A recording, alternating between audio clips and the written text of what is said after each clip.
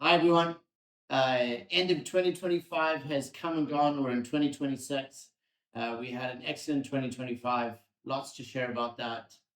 We'll go into 2026, what we kind of expect. And then we took on a really cool marketing initiative with one of our listings, and it's official. We've now implemented AI into our marketing strategies, and I'll discuss that a little bit further. But nevertheless, let's talk about 2025. Glenn, why don't you give us a summary? Yeah, so 2025, there was not a lot of transactions that happened, not a lot of sales, the lowest number in the past 2 decades. So in any market, of course, people ask us, how's the market? And it really depends on whose shoes you're wearing, right? So if you were a buyer last year, you had some considerable inventory to sift through.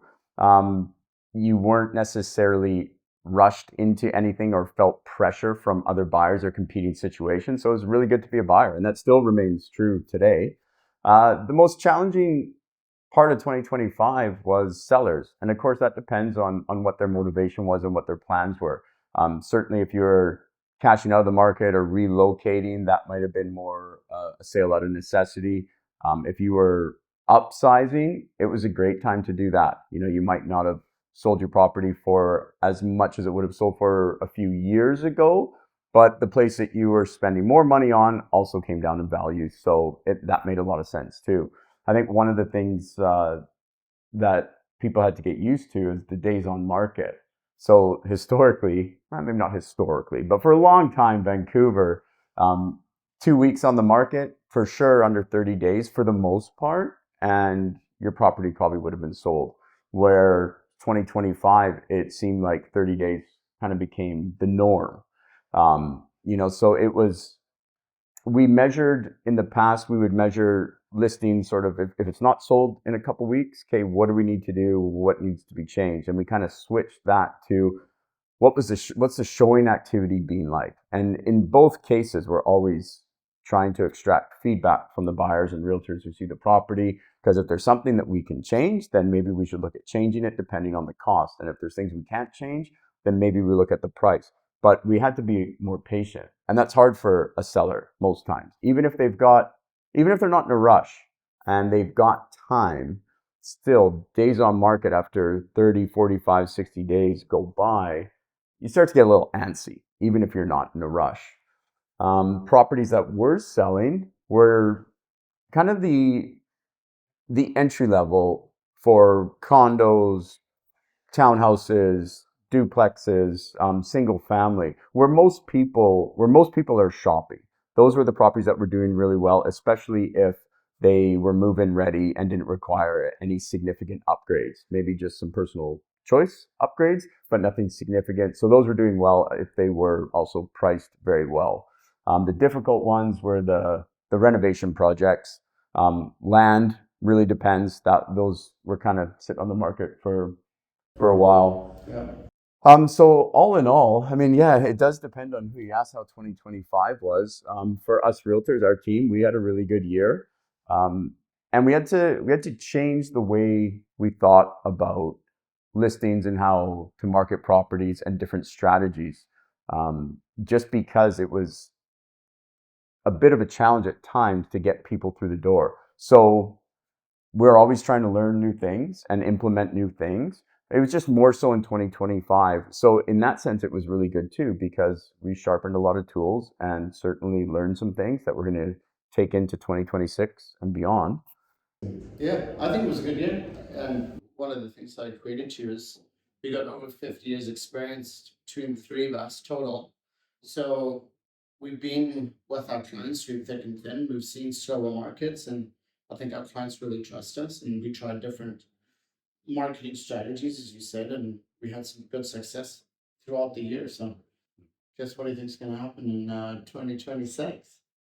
Well, I just want to start by saying that I actually prefer markets like this as a realtor. I feel that everyone just the pace is better for everyone, for buyers, for sellers, even though there is a little bit of a disappointment just from like thinking of what was happening in the market a couple of years ago. Um, Although I don't have a crystal ball, what I think we've been seeing as of now is that the market will probably continue to be very similar, or quite similar very similar to what it was in 2025. So we don't expect much change. If you are a buyer, we might be expecting a little influx in inventory. A lot of people took out mortgages in 2020 and 21, took advantages of the low interest rates back then. A lot of those mortgages are maturing this year. The difference in interest rates right now might be a little bit too much for people. So there might be some people that, if they can't cope with the new payments, might have to like put their places on the market. So might be interesting to see what the inventory does there. Good news for buyers. Other than that, for buyers, the situation is the same: more time, more options. The possibility of maybe negotiating a bit. I don't.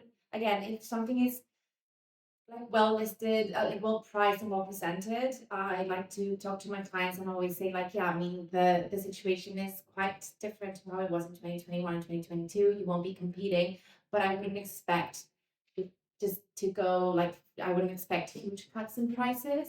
I think that anything that is like, there's still value in homes. Like the land value in Vancouver, land is limited in Vancouver. Construction costs have not gone down, they have gone up. So replacement value is still difficult. So there is value still in the homes, which then going on to sellers. I think that if sellers think of pricing more as a strategy than as an aspiration, and they go to the market, look presenting well, taking an effort to make sure that the home looks really well, very well staged, and then sits down with the realtor to really map out what the best price strategy is. I feel that if they're realistic in that expectation, the expectation of time, they can still make a good sale. Also, I think alluding to that low ball offers, we did some serious deep dives, list price versus sale price. And I think that spread wasn't as far as I thought. So I think a lot of people are submitting low ball offers, but a lot of sellers at this point are not in a position where they have to look at a low ball offer. Like in some markets, it's going to fluctuate, obviously, depending on what you're looking at. But seeing a 98% list price to sale price ratio, you're actually 2% off asking. And I think one of the other comps we did, I think it was 5% under list price to sale price. So there may be many lowball offers going in, but right now in the segments that we're working in, we haven't seen a lot of sellers having or being forced into looking at an offer that's lower than they want. So that's really good. No. Thank you, Jess. Yeah, one point I'm gonna add there is now I've been working with some clients looking for a condo downtown. And what really surprised me was some listings that have been on the market for only 10 or 12 days. Now they might have been relisted from last year, but we started out and we saw a bunch, and then we started circling back to other ones. And there was a handful of those that when I called to book a showing had accepted offers on them or just removed subjects on them. So while the inventory is there for you buyers, so this message is for you, explore it. Don't rush into anything. But when you do see something that you really, really like, pounce on it. Act quickly at that point. So a few days ago, we took on a listing on Angus Drive in Shaughnessy that was rather unique because we wanted to position ourselves that the buyer that we found wasn't looking to tear down the house. We were actually trying to find a family that could either move in with the house as it is or do some renovations and continue the legacy of this home. The family that we're working with, they were in the second generation of living in the home.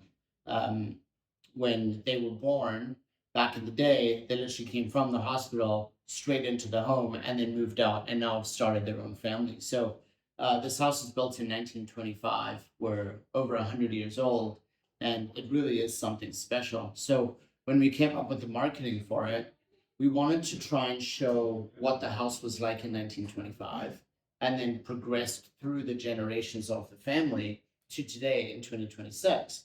So by showcasing what the love and the character and the charm of the home over the years, hopefully we were going to find someone that really resonated with that.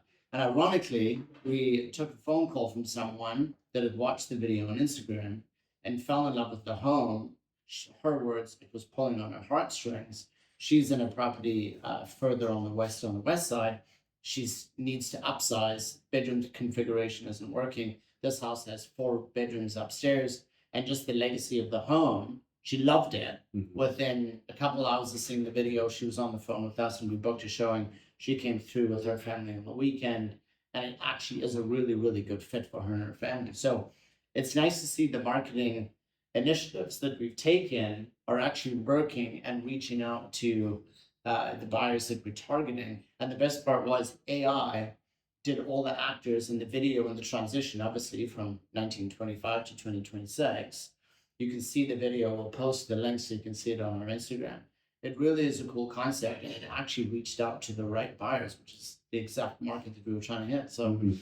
AI is being integrated into everyone's business these days, but we're actually using it to find the right target market, the strategies that we're going to do to reach out to those buyers, and it's working.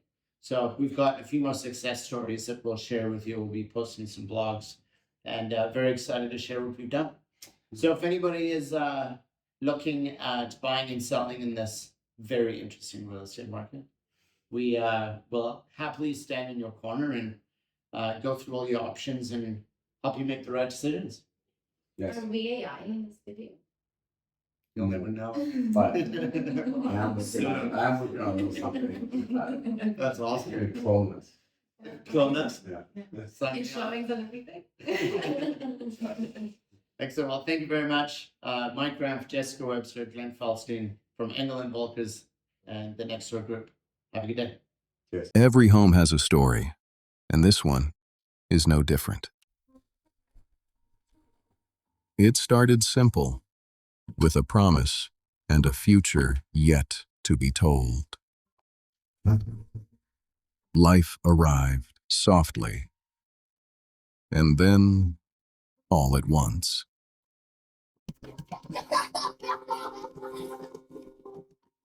This home learned the rhythm of days and the passing of years.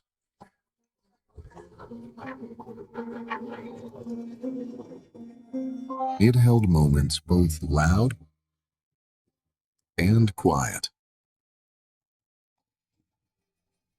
It stood steady as the world changed. And people did too. And just when it seemed everything had faded away, life returned. Homes like this don't measure time in years.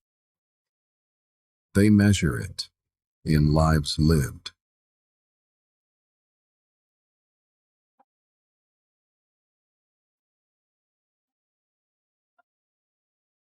Now, it waits once more, not to be remembered, but to be lived in again.